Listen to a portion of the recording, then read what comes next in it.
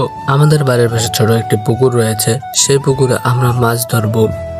অনেক মাছ নড়াচড়া করতেছে, এই জন্য আমরা সবাই মিলে সেচবো পুকুরটি।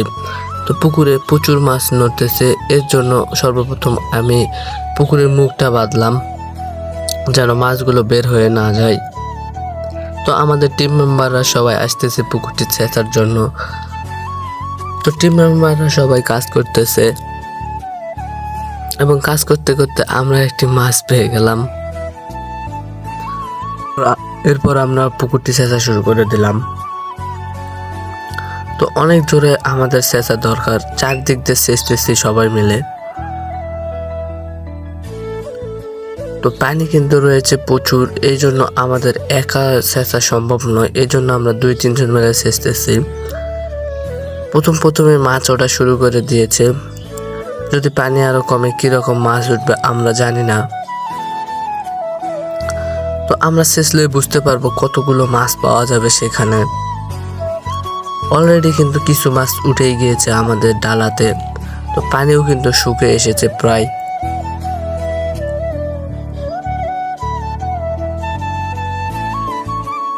তো অনেক মাছ উঠতেছে, আমরা এই জন্য আরো জোরে ছেঁচার চেষ্টা করতেছি। তো টিম মেম্বাররা সবাই বসে বসে দেখতেছে।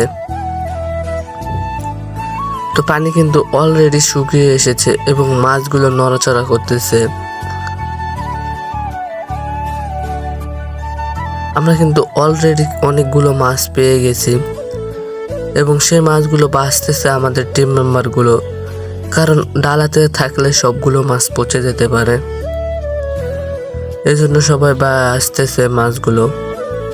এবং পুকুরে দেখেন পানি কিন্তু একবারে শুকিয়ে গিয়েছে, এই জন্য আমি মাছ ধরতে নেমেও গিয়েছি, মাছ পেয়েও গিয়েছি।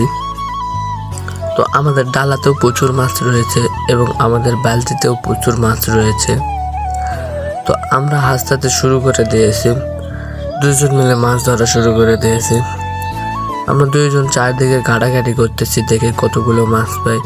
2 জন কিন্তু একসাথে আমরা মাছ পেয়ে যাই 2টা। এখানে শৌল ভুরাই 2টা মাছই আমরা পেয়েছি, কিন্তু ভুরাই মাছ সবচেয়ে বেশি পেয়েছি। তো অলরেডি আমাদের হাসতে করার শেষের দিকে। তো দেখেন আমাদের হাতে 3-4টে করে ভুরাই রয়েছে, মানে এক জায়গা থেকেই আমরা পেয়েছি। অবশেষে আমাদের মাছ মারা শেষ, এই জন্য আমরা পুকুরের মুখটি খুলে দিচ্ছি যেন পরবর্তীতে আরো মাছ ঢুকতে পারে।